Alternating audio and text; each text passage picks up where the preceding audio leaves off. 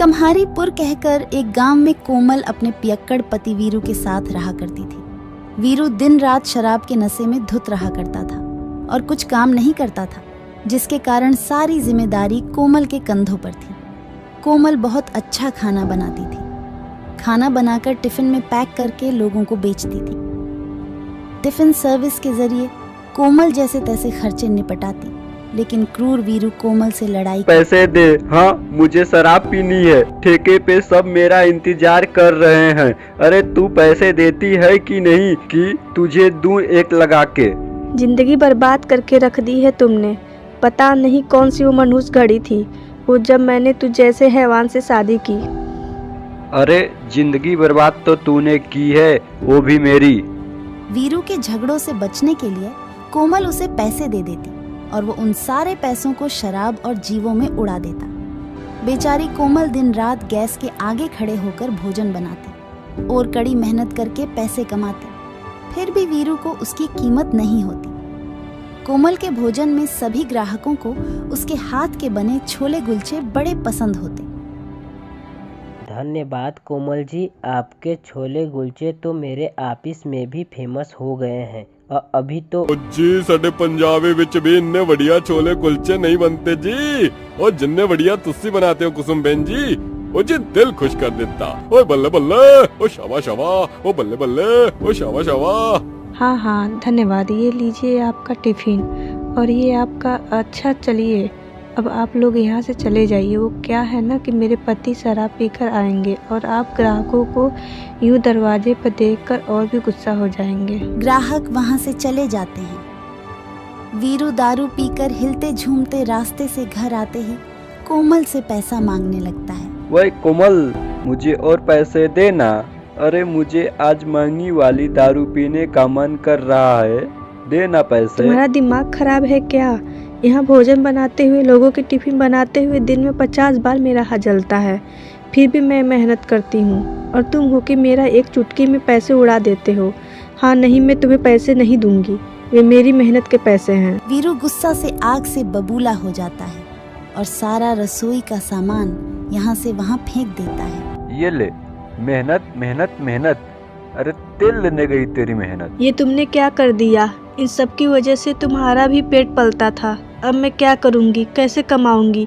खुद तो 24 घंटे नशे में धुत रहते हो, बेशरम कहीं के। ए, जबान संभाल के बात करना, वरना इस चाकू से तेरी जबान काट दूंगा और ना तू कुछ कह पाएगी और ना घमंड करके मुझे नीचा दिखाने की कोशिश करेगी। अरे तुझे क्या नीचा दिखाओ रे? हाँ तू है क्या पियक्कड़ कहीं का, निकम्मा कहीं का। तेरी तो। वीरू को बहुत गुस्सा आता है और वे बेलन उठाकर कोमल को मारने लगता है और उसके बाल भी नोचता है। कोमल जोर जोर चीखती चिल्लाती और बिलखती है और वे बैग पैक कर वे गांव छोड़कर दूसरे गांव में चली जाती हैं और वहां जाकर अपने जीवन की एक नई शुरुआत करती है। वे सोचती है क्यों ना मैं यहाँ पर टिफिन सर्विस चलाने की जगह छोले गुलचे का ठेला लगाऊं, क्योंकि मेरे टिफिन में से सबसे ज़्यादा छोले गुलचे ही बिकते हैं।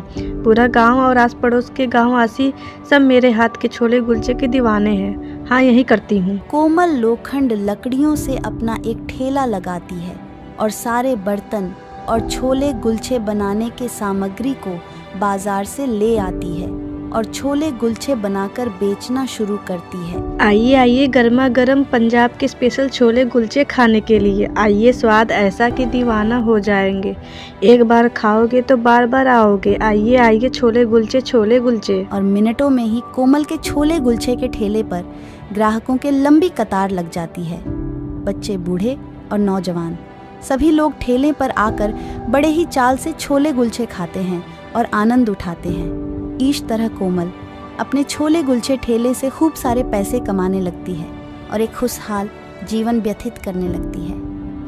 वही वीरू दूसरी शादी करता है और वह जब दूसरी बीबी पर भी जब हाथ उठाता है और उस पर अपनी चलाने की कोशिश करता है तभी।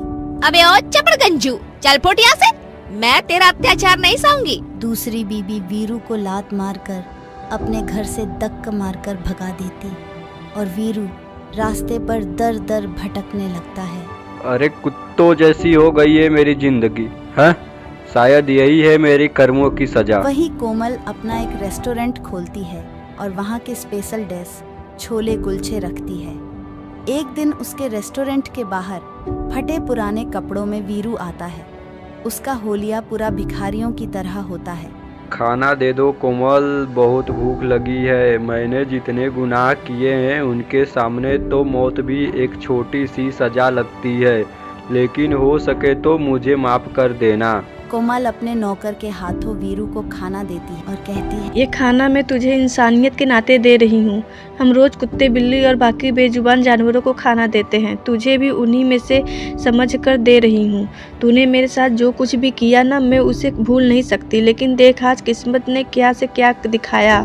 जो तू अच्छा हुआ कि माता रानी ने मुझे तुझसे बचा लिया, वरना मैं आज तक घुट घुट कर मरती रहती और तेरा अत्याचार सहती रहती। तुझ जैसे लोगों को तो इस दुनिया में रहने का कोई हक ही नहीं रहना चाहिए। किस्मत ने वीरू को उसके कर्मों की सजा दे दी थी। समय गुजरता है और कोमल अपने कॉलेज के दोस्त रमन से मिलती है, जो एक बहुत बड़ा बिजनेस मैन होता है। दोनों का मिलना जुलना इतना बढ़ जाता है कि दोनों एक दूसरे से प्यार करने लग जाते हैं और रमन कोमल का बहुत ही प्यार से और स्नेह से ख्याल रखता है।